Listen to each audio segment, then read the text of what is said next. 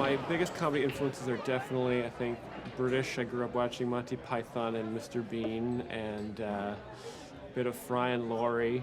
And it's tough because when I was a little kid, I thought, maybe I'd like to grow up and join Monty Python one day. But when I, got old enough, I realized, they've been gone for a long time. So I really had to scramble when I was 13 years old to figure out where I would fit in now that those guys aren't doing it anymore. I don't know, maybe they'll rejoin and I can put in an application, but they're a little old now.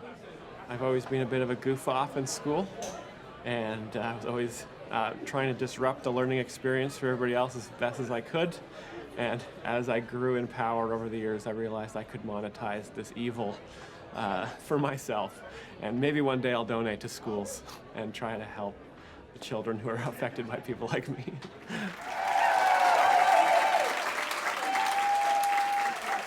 Thank you very much, ladies and gentlemen. Thank you. It's very nice of you all to be here tonight. As you can tell from my accent, I'm from Vancouver Island. I live in Vancouver now with my partner. I love the term partner. It makes a lot of sense. I remember being in high school thinking, it'd be nice to have a girlfriend. But when I graduated, I started looking for places to live. I saw how expensive rent was. I was like, I need a partner. Definitely need a partner.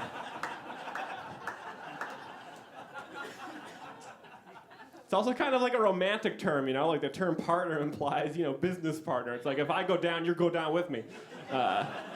It's nice. We got a lot in this venture together. My partner and I, we were friends first before we started dating, and I think that's nice if you can be friends with someone before you decide to go bankrupt with them. And it was nice. We're very cautious about it because, relationships are scary and complicated, like caves. And I think that a new relationship should be approached like you would explore an unexplored cave. You tie a rope around your waist, and you give one end of the rope to all your best friends, and then you slowly lower yourself into the relationship, maintaining constant contact with the surface.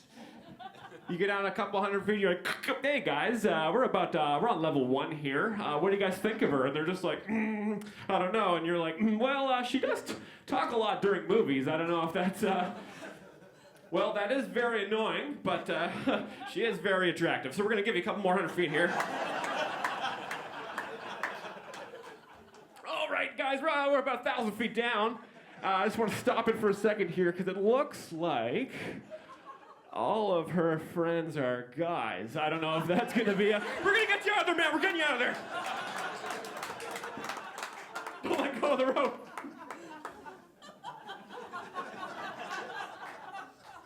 I think that's how you should approach a relationship. But everybody's got that one friend that's like, is that a cave? And they just jump in the cave. Stumble all the way down. You don't hear from them for 8 years. And then one day they just wash up on a beach somewhere. Just cough up a wedding ring. Like, what was that? Where was the rope?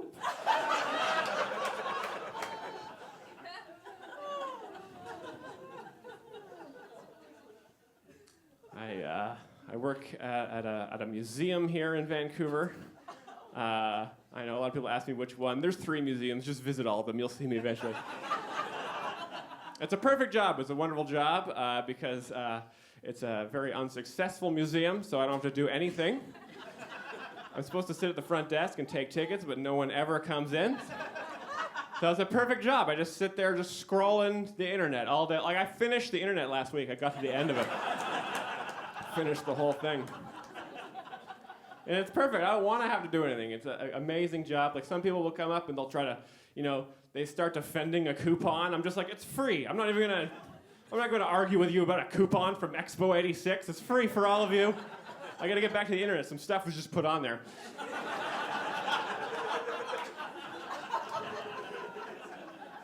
Some people will have like really complicated math coupons, they'll be like, we have a 2-for-1, but there's 3 of us. I'm like, it's free for all of you. I can't.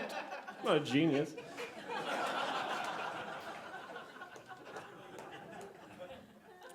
My favorite thing at the museum to watch is old ladies try to use the tap function on the Interact machine.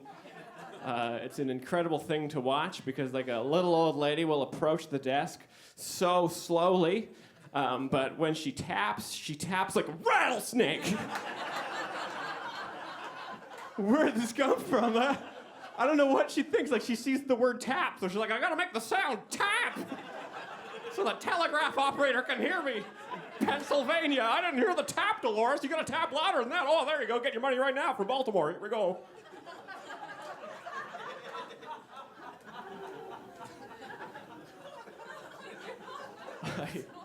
I love it when they tap. It's a blessing. It's a blessing when they tap because I know then it's time for the senior discount. It's very transparent. That's an old person thing to do. Immediate senior discount time. The senior discount can be very awkward, you know. You don't want to just ask someone. You don't want to just assume. You know, I want to be like, hey, you have the a corrugated face of an elderly person. You don't want to say that, you know. So if someone looks kind of old, I'll ask like some questions that might give me some clues into whether they might be a senior or not. Like I'll just be like, oh, are you from out of town, or do you own a home here?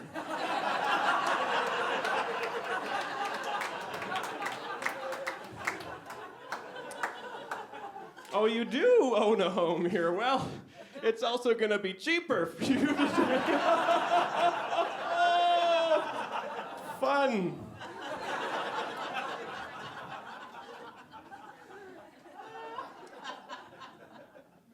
Definitely the most awkward discount to administer is for Indigenous people.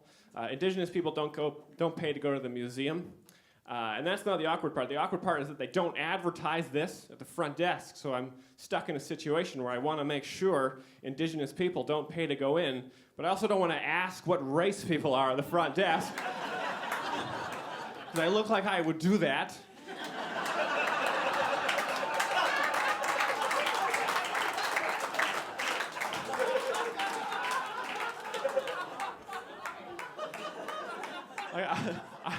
I don't want to have to sit there and be like, oh, excuse me, sir, are you First Nations? And he's like, oh, no, I'm Mexican. I'm like, full price for Mexicans. All right, thank you so much, ladies and gentlemen. You've been so lovely. Thank you.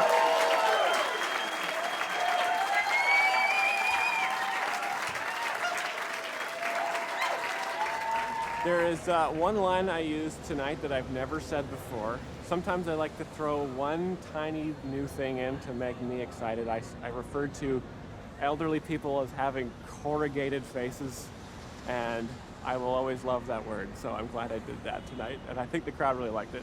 Old people love me. Old people have amazing senses of humor. When you get closer to death, you start to care less, and you just laugh more, I find. Old people are not only my fan base, but they're the greatest audience, I find.